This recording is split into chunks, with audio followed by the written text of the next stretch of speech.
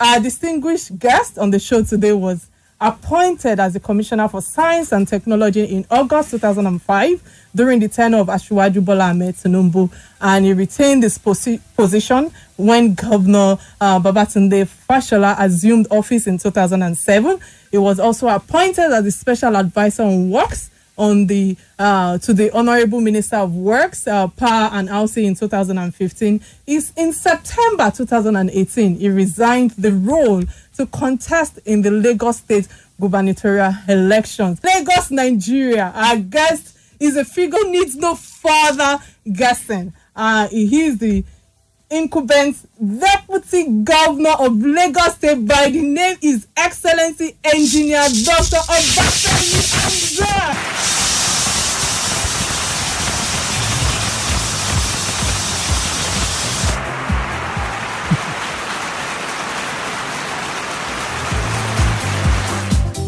Your Excellency, you're welcome on the show on Real Talk with Kike today.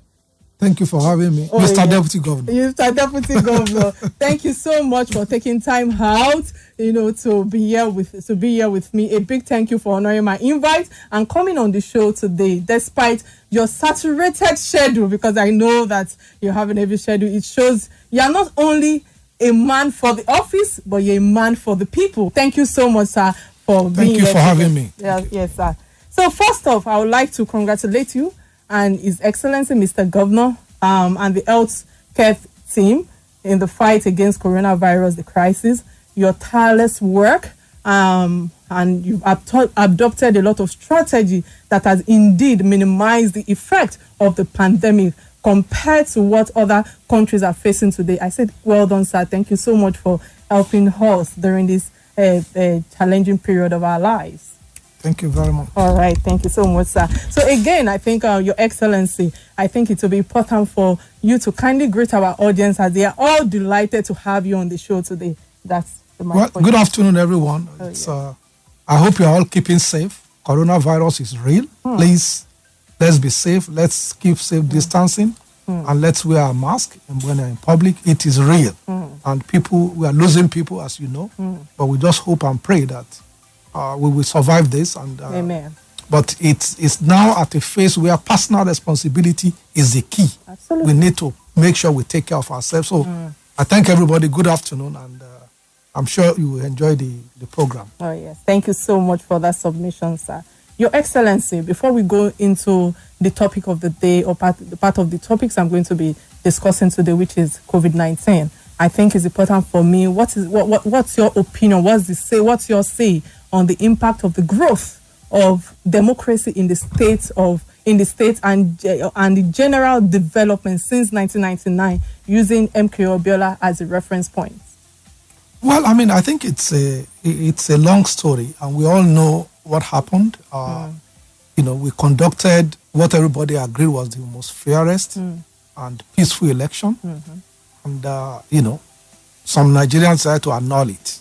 And that's what led to his death. But our history is saturated with heroes, people that laid their life for various things. Beko Kuti, Gadefai, they all fought all through. They were not contesting for anything, but they just want a just and a better Nigeria.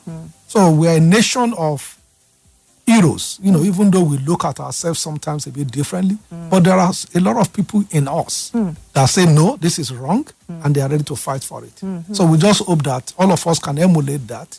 So in terms of the democratic experiment that we are involved in, I think we've all agreed by the Constitution that that's what we want, and that we will elect our leaders and let them determine for us the way to go. It's working. And why it's working is that it allows people to go out there and preach, these are the things I want to do. And it's important for us to actually listen and keep our leaders to those promises. That's what we are doing in Lagos. The things we've promised, we will deliver on them. And we will engage with the community to say, okay, these are the challenges we are facing. If you know it better than us, because we cannot, claim monopoly of knowledge. Absolutely. And therefore we say, okay, that's why we get into public engagement. So some few days ago, we were talking on Zoom with all the religious leaders. We were talking with all the Obas and Bales and everything. So we are engaging everybody to say, okay, these are thinking. What do you think? How should we do it? Are we making mistakes? Because it's important, if you say democracy is for the people, then it's important that people are engaged at all levels. Absolutely. Thank you. So in a way, I mean, it's better than oligarchy. It's better than the military experiment. It's about cooperation. It's about cooperation. It's about moving us. It's about us believing in our country and our leaders. So, and the moment we can all work together, I see us flying off. Thank you so much for that. And talking about your office, in the last 365 days, what are the milestones your current administration has been able to achieve? I know Lagos State has a blueprint of work map, and it will be authoritative if the masses can hear from you directly on these milestones. Well, I mean, you recall that when we are campaigning, we have what we call themes, which is THEMES. Yes. And the T stands for transport and transportation and traffic management, and so on and so forth like that. So all the pillars are what we want to measure ourselves against. So if you notice, one of the things we found out during our research is that roundabouts don't work again in Lagos. You have a vehicular density of over 200. The national average is such about 11. And therefore, a city that is choked like that, roundabout doesn't seem to work. So you will notice that we are removing the Allen roundabout. Yes, we are the first roundabout on Lekki, the second roundabout, the Gondo roundabout, and so on and so forth. So the essence is, let us move traffic a bit more. And therefore, we go around the state like that and start doing that. And then, of course, we are expanding the road in some cases. So in terms of traffic, and we are also injecting our resources into water transportation. Some few months ago, before COVID, we launched 14 new ferries. So and the people using water transportation has risen by, amazingly, by about 1,400%, 1,400% before. So, and we are trying to now bring in the private sector. So we are looking at improving our rail.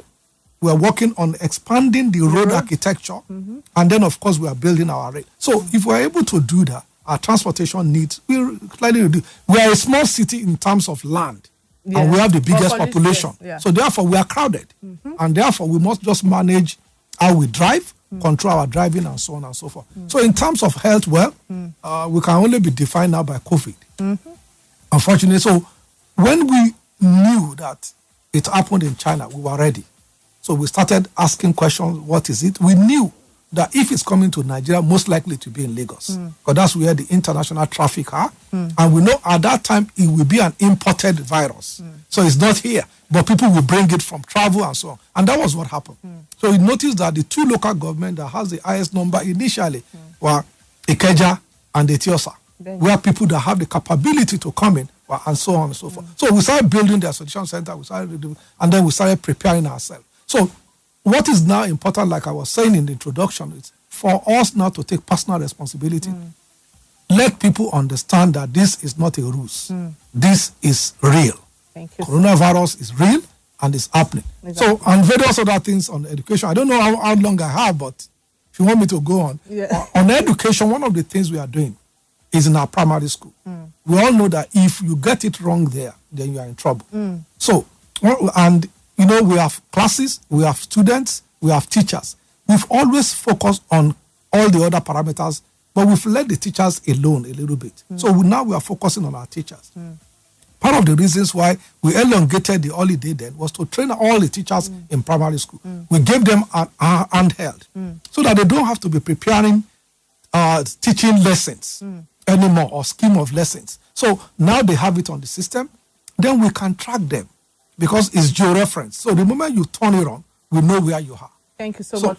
Thank you so much for that. And I think that is important for me to ask this question because as you're talking, I'm listening to growth, I'm listening to development, I'm listening to the mega city that you're trying to promote. So my question to you is that Lagos State has the fastest growth and development than other states in Nigeria. Can we attribute it to the economic and human resources in the state? Because I'm asking the effectiveness of the administration. Is the state actually where it should be now in terms of vision and mega city? Because a lot of people are of the opinion that we are not there yet.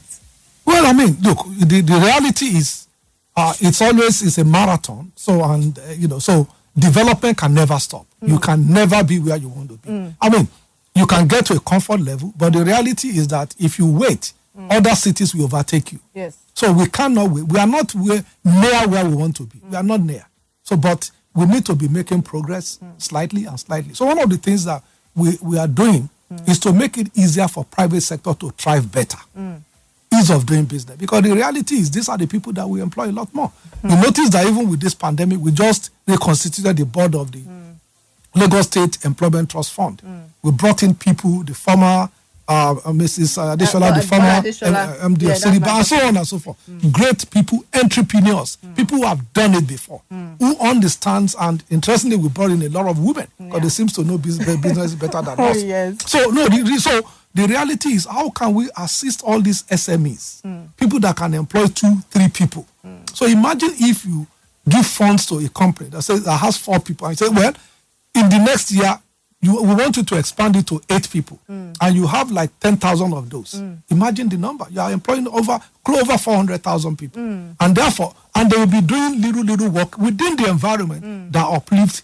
They pay more taxes. You are growing the economy and so on. So those are the things we want to do to improve the economic.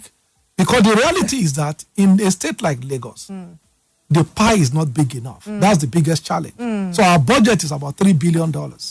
If you look at the budget of the state of New York, just for transportation, it's $26 billion. Yes. So, I wish I could delve into the ease of doing business, but let me use this opportunity to wish my adopted mom, Bola Adeshola, congratulations on the appointment given. So she's your adopted mom. Yes, yes. So going into COVID-19, which is the news of the day, because I know that a lot is happening around that. So we still have the dreaded virus in the midst of us taking lives, because I know that as at few minutes ago, we still got on some people who passed on, which is one of our colleagues, and many other people. It is because those ones are actually celebrated. That is the reason why it's being put out there and all of that. So, sir, kindly use this platform to enlighten the good of the people of Lagos State, to bring them to speed regarding the progress against the COVID-19 and what are the challenges we are still facing regarding COVID-19, because I know that there are some people out there who actually don't believe that it is real. And I'm glad that before you opened the speech today, you actually nailed that on the border. COVID-19 is real. Please enlighten them again. Well, it is sad that we are losing a lot of people, and may God rest their soul. Amen. But it will serve as a reminder to a lot of us that this thing is real. Absolutely. And for us to be very careful. If you recall, the Honorable Commissioner for Health, Professor Abayomi, actually explained to us with a model, because what we do is based on the data that we are seeing, hospitalization, people that we are testing. There's a model that allows us to predict. The model shows that by July, we can have close to over 90,000. That's what the model says. So part of our challenge is, how do we make sure that we prove that model wrong? So that we should reduce it. And that's why we are doing everything. Recall that we initially said that churches and mosques can open this coming Friday and then Sunday. But we reverse ourselves. One of the reasons why we saw the trend between then and now. Yes. And remember, in a state like in the United States, in the state of Seattle, a church opened, 74 people were in the choir. After this, they sang, 40 of them contracted coronavirus, and 4 of them died. So we don't want a situation where our people will be dying. We don't want. So let's continue to do. That's why we've not opened schools, because schools, people are congested and so on and so forth. So coronavirus is real. However, it's not a death sentence. If people feel the symptoms, please immediately call the number, get yourself to a doctor, and tell them the symptoms. One of the things we are finding out is that people are not being honest. Absolutely. So if people don't say, they say, do you have body pain? Say no. So they cannot diagnose you. Doctors are not magicians. They will listen to you, and based on the information, they will do diagnosis. So the reality is, if you go and get a test, we have 20 centers, around 20 centers in Lagos. Go and do the test. We have 7 laboratories now, 6, that can do the test. But we are now trying to get in private sector, another 6 or so that can increase it to 12. But the centers, you can go there, they will collect your sample, they will do. Go and do the test. If you are positive, quickly you can be given medication, and then you can isolate. people need to really take this serious. Thank you so much for touching that and for creating awareness on that again. As of yesterday's discovery, I don't know if you saw it, that dexamethasone, I don't know if I pronounced it well, was announced by Oxford researchers as a new cure for COVID-19. I don't know how true it is. Can you put a touch on that? Well, I'm not a doctor, so I'm not in that. But what I read shows that I'm not sure they say it's a cure. So one of the things is it worked to assist some people. So if you have a chance, who are the people that it can help? So let us say if you are, say, 45 to 50-year-old, you are in the mid-range of people that can still fight it. So if you have a 50 chance of surviving it, so they are saying that this drug can increase that probability from 50 maybe to 70%. So it's good. It's good. But it's not a cure. It's not a cure. You understand? But it helps people to fight it. So whatever we can find, of course, is we will use. But as of now, I don't know. There is no cure, like we know.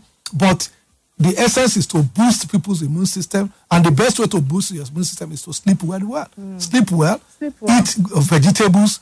Eat fruits. Take your vitamin C, and so on and so forth. Right. So people need to really do that. All right. Thank you so much on that. We're still talking about the COVID-19. So the pandemic is still very much ravaging. And in the lockdown, the figures were minimal by observation by everybody. And in the easing period, the numbers have now increased, which is very alarming, because we can see a lot of people passing on and the likes and all of that, like I earlier said. So is the government actually making the right decision to protect the lives of Lagosians, knowing that Lagos is the epicenter of in Nigeria, and we have lost, as of today, as at maybe a few minutes ago when I checked online, we've lost over 455 Nigerians to this pandemic. Oh, okay. Not in Lagos. No. Okay. Yes. No, in Nigeria. So I think you are relating it to, if I understand your question, you are relating it to the fact that lockdown was eased. Yes. So you know, we must also look at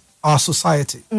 So the reality is we have a lot of people that they get daily income. So you want to balance it between the lockdown and preventing people from starvation. So we must look at our environment. And that is why look at Lagos State as an example. About 60% of our staff are still working from home. Yes. We haven't asked them. So levels 12 down, level 12, 10, and so on are down, are still working from home, except when they are needed.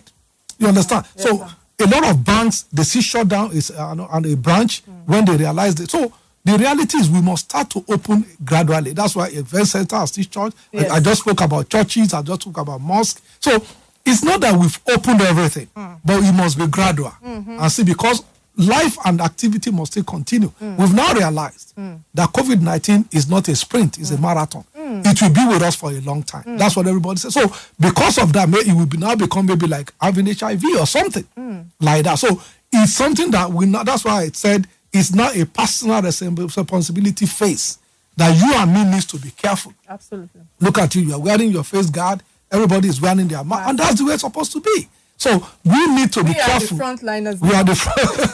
So that's the reality. Yes. The reality is we must now be prepared to do the right thing by ourselves. Yes. And if you have the symptoms, please call your doctor, call, and then get the right treatment. Thank you so much for that submission. Let me use this opportunity to say that please, you can call our phone line 0700 923 923 923. Again, 0700 923 923 923. And you can message us on our WhatsApp 0817 313 6193. Please call us, send your messages. Let's feel your pulse. You have the number 2 in the state that can answer all your questions right now. So, we have a message. Thank you so much. We have a message from Lillian, I guess. It said, good evening. I am Lillian on IG. Concerning the NCDC number, it's really unfortunate that those receiving the call are not truthful enough.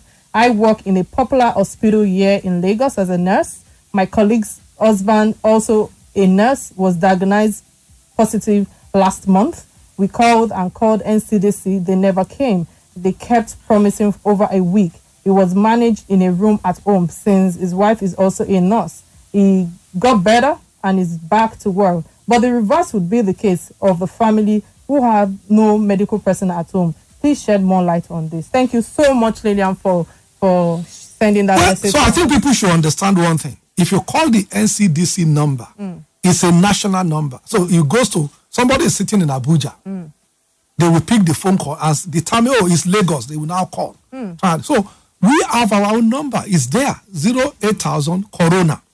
So that's the Lagos one. If you are in Lagos, you are advised to call that number. We've said that repeatedly. So if you call that number, at least somebody will get the information. We have a 24/7 call center. There are about 40 people or so sitting in that place answering the calls. So it is important that they call the Lagos number. So if you are in Lagos, it's better you call the Lagos number. Hello? Yeah, good evening. Yeah, good evening. What's your name and where are you calling from, please? Yeah. Oh, gosh, we lost that. Okay, what's your contribution today? Yeah, that's the deputy governor, is it? Yeah, that's the deputy governor. You're right. Go ahead. Yeah, deputy governor, I greet you, sir. I greet you too. Yeah, I just want to say one or two things, and that is, I can give you people a very, very big shout out for the way you have managed the COVID-19. I really, really appreciate your efforts. If all other things can go on like this in Lagos State, in fact, it will really become a state of the so-called center of excellence. But I just want to bring up this issue, and that is the issue of transportation. You see, in that area, Lagos State government failed woefully. I thank God you said Lagos has a very small land mass. And that means with 22 million out of 2 million innovation, the transport system has to be nothing but rail and large rail. So the question is, why has it taken 20 years to construct that, or let me know what's it called, to CMS? Why has it taken Lagos? All right, we could. He's saying, why did it take Lagos State 20 years to construct the proper road? Basically, I think that's what I picked from. Which road is he talking about? Do we have another caller on the line? Hello. So he's talking about Lagos Badagry? Yes.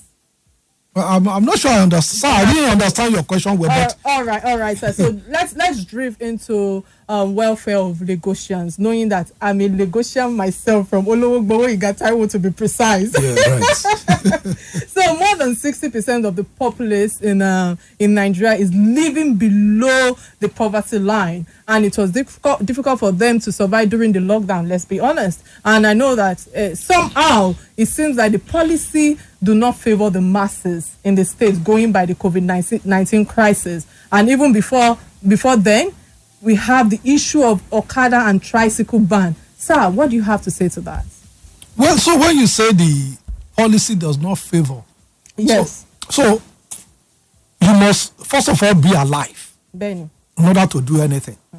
So the essence of the lockdown is to make sure that we are all safe. You understand? So, and then food were being distributed. Unfortunately, when somebody is given a package, you know those videos that went viral, that, they said we should distribute it among 20 people. Who told them to distribute among 20 people?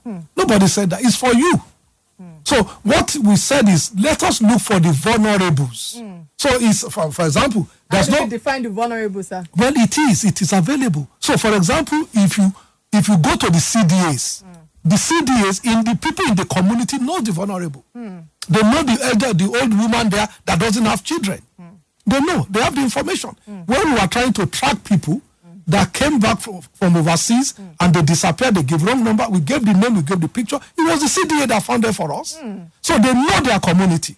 They know the environment. So the reality is, we distributed enormous. We use churches, we use mosques, we use people.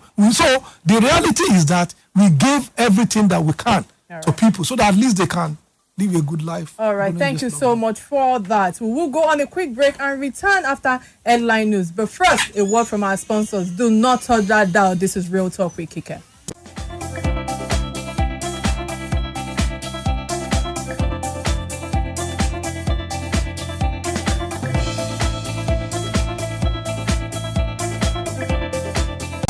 All All right. If you're just tuning in for the first time, please, this is Real Talk with Kike. You can please call our phone line 0700 923 923 923. Again, 0700 923 923. And you can send us a message on our WhatsApp 0817 313 6193.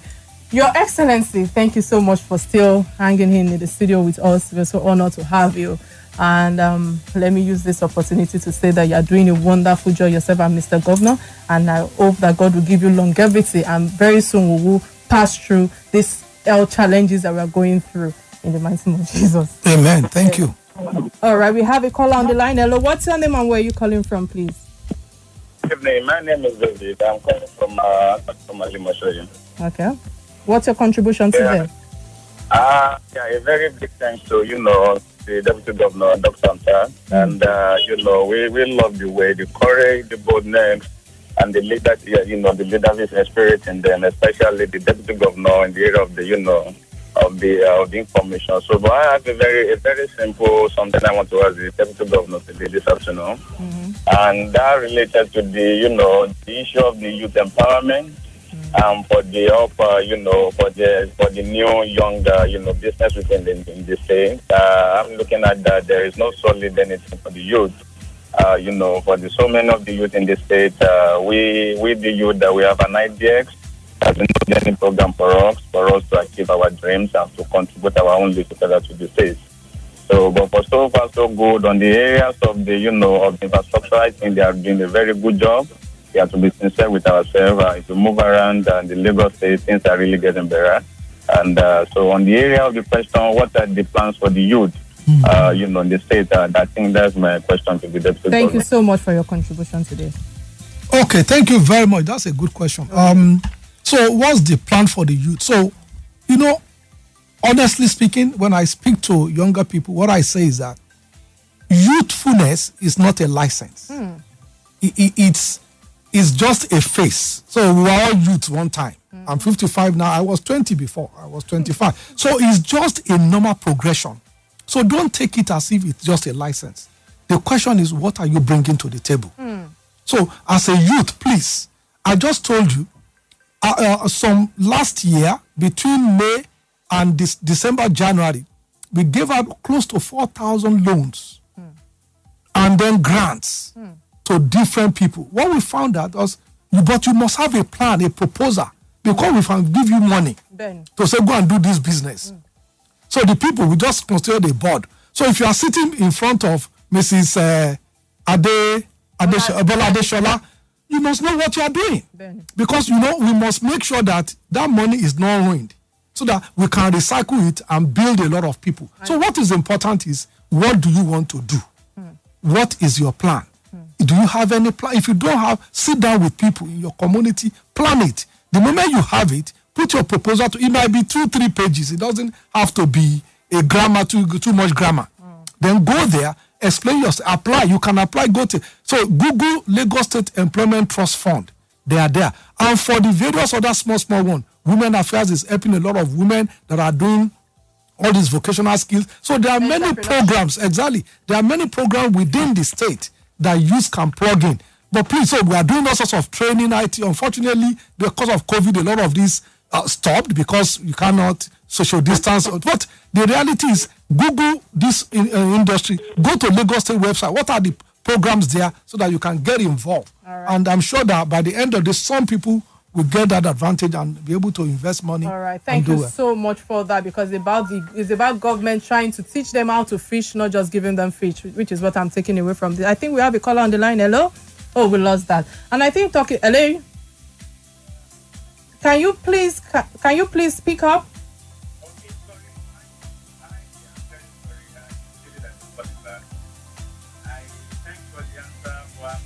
Next with you, sir, Your Excellency, the Deputy Governor.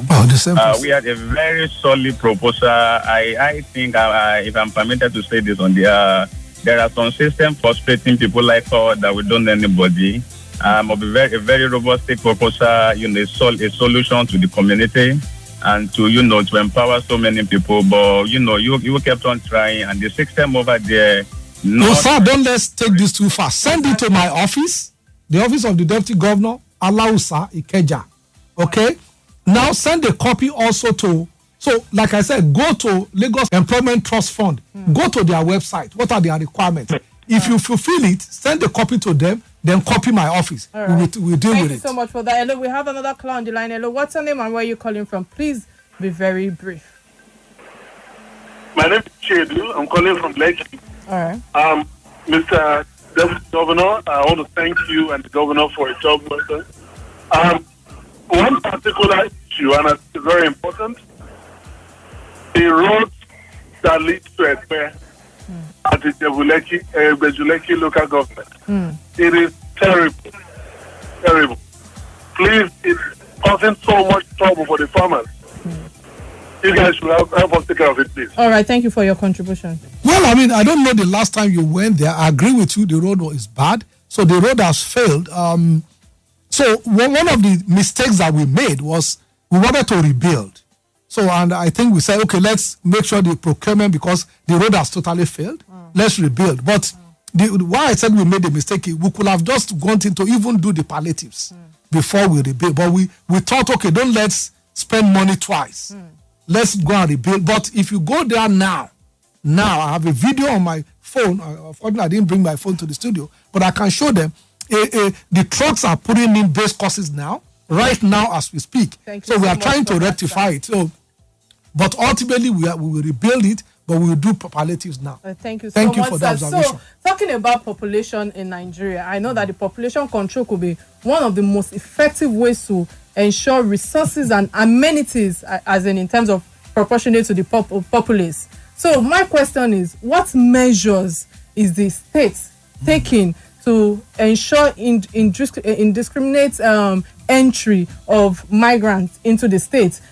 This question, I think I need to elaborate on it, because I know these migrants constitute the population of blast slum areas and underdeveloped part of Lagos. We have the areas of Makoko, Agege, and the likes. So I really want to know, and all these things kind of affect the security in our states.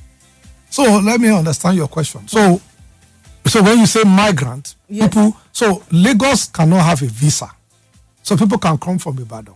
They can come from Ondo. I agree. They can come from Kano. Yes, so we are a country. Yes. The constitution allows that I can go and live anywhere I like. Then. So if I want to leave tomorrow and say I want to go to Ogun, I won't do that. But if I want to go, I have the right to go. So we cannot stop people, Nigerians, from coming. Okay. Except during this time because of the health issue where the federal government said no, there should be no interstate. But without that, really, we don't have a legal right to stop anybody. However, one of the things we are trying to do, and you mentioned population. Benny.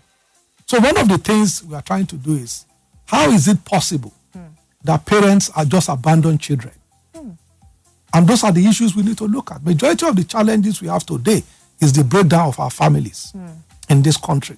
So we can see what is happening in the north, the Almajiri thing. A lot of state governments are now saying, no, this thing is, you cannot say they will prosecute parents.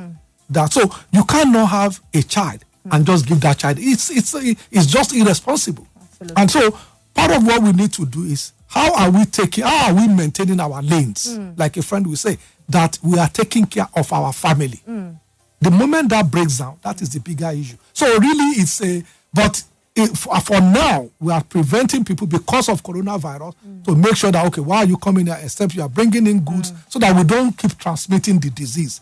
But as a state, constitutionally, we cannot stop Nigerians from coming to Lagos. Thank you so much for that. I think going straight to infrastructure, I know that COVID-19 has also revealed that low capacity healthcare infrastructures and which is saturated at the moment. What is the government doing to contain the health demands of the teeming population of Lagos State, knowing that we are over 20 million Lagosians right now? Well, so during COVID, that's why we have 27 general hospitals. That's why we didn't use any of those hospitals as a COVID center, because we realized that, okay, there is COVID, but that doesn't mean people will not get sick. And they don't have COVID. People will still have malaria. People will still have leg cut. People will, various things. People will get pregnant. They want to give birth and so on. And by the way, what we notice is we now have a lot of children during this period. So there are a lot of COVID children, but it's okay. So the reality is that a lot of health things still needs to happen in our hospitals. So that's why we have all those isolation centers. We are getting a lot of hotels and so on, because we don't want to touch on the issue that we said. But COVID has reduced our resources as a state. The only area that we did not reduce is in the health sector. In fact, health sector has actually gone up, while every other sector has gone down. So the reality is that we are building our capacity, we are getting better. You will recall that we learned from Ebola. So when after Ebola, that's why we build the BS lab, the Biosecurity Lab 3. Is the only, well, there are 2 countries that have that in Africa. So we have one in Lagos, we have another one in South Africa. So we built it was about $4 or $5 million to make sure that if anything, because we know another virus will come. Even after this one, we know another one will come. Like maybe 5 years, maybe 6 years, only God knows. Hello, so, well, so that's the preparation to make sure that we are ready. And one of the things we are also building is in 3 years' time, by God's grace, we will have built a permanent isolation center, a 300-bed isolation in Yaba. We will have built an infectious disease institute where you can be doing researches and so on. With enough equipment. Yeah. With enough equipment. So that's, we are learning from it. We'll get better so that, by God forbid, if anything happens again, we'll be better prepared. All right. Thank you so much for that. I know Lagos State has not had an effective public housing policy since the Lateef Jakonde administration, 1979 to 1983, according to many. And he supervised the building of over 300,000 housing units, mostly low-cost estates. I know that there's some opening of estate that was done few weeks ago, but why haven't we been able to surpass that milestone in recent times, considering the fact that the state is richer now in terms of finance and resources? And again, I don't know whether the location of where the housing, is being located. I don't know if it is affordable for the masses. Well, so you said that the state is richer now. Yes. In 1979, my father was a commissioner under that government. So I was aware what was going on. He was the commissioner for transportation. Now, they had, and you also said low-cost housing. Yes, sir. Let me ask you, is there low-cost cement? There's no low-cost steel. So the reality is that model sustainable? Can we continue to do it? So part of the biggest problem in Africa is not just Nigeria. So when people say, oh, which part of Africa has that been done? It's because our model is wrong. And the model is wrong because we will buy houses as if we go to the market to buy yam or to buy rice. So nobody can do that. That's why every country, England, America, it's mortgage system. The most singular, biggest investment that people will do in their life in America or UK is their house. So that's why you will recall, during the BRF government, we started homes program. Lagos must go up. We don't have the land. So we must go up. We cannot build like we are in Niger State, where they have enormous amount of land and the population is not as big as ours. So we must go up. And therefore, we now say, okay, if you can pay 20% of whatever the housing cost is over 10 years, that is the way. That's how it is doable. So one of the reasons why government cannot do that again is because at that time, there's something called bulk purchase, that they were able to bring in cement. But remember, when you bring in cement from China, whatever, you are giving them job. Today, Dangote, so we must buy it here. And you know the price of cement. So the reality is there, how do we make sure that when you build it today, tomorrow you can build another one, day after you can build another. And it can't be on the same cost. It is about mortgage. Right. And that's why we have the old mortgage. All right, thank you so much for this. Might be my maybe one of the last questions I have for you. Going to rail transportation, the $1.2 billion rail project conceived under Tinubu Asiwaju and initiated early during Fashola's second term remains unfinished. So what is the clog in the wheel of this rail project? Money. I like that. No, so let us dimension it. So let us look around the world. There is no sub-sovereign anywhere in the world where it is that sub-sovereign that fund rail on his balance sheet. None. There is no state in the world. So look at the tube in London. The majority of the funding is federal. The same thing with America, in New York and the rest. So the challenge is it costs a lot of money. That's why during BRF time, we said let us do the rail, cross over the water, because it's expensive to build, and then it's going gradually. So that's the challenge. Because look at what is happening now. With COVID now, our investment even in infrastructure has gone down. But I told you that it's health and education that's taking a big one. I think we are running out of time. We are running out of time. Oh gosh, the 45 minutes can never be enough to bring you to do justice to the topic at hand. But thank you so much, Your Excellency, for being in the studio with me. Your responses have been very authoritative, Your Excellency, and I must say that you are doing exceptionally well, and you've deepened the understanding of the state as well as the affairs, and you've brought about the resourcefulness to the show today. Thank you for your time and contribution on the show today. So our parting message courtesy Omoluabi is Ifowoppo. Yes, which means cooperation, which was one of the things that we made mention of earlier, and I think that must be the message for the show today. The society and the world at large can always be better when we cooperate with one another. Let's join hands with the government and ensure that it's progressive and the development remains our priority. Ìtẹ̀síwájú Èkó ló jẹ wá lógún. Thank you so much. Ajumosheni. Oh yes, thank you again. My name remains Kike Lomatondao, and you have been on Real Talk with Kike. Bye now.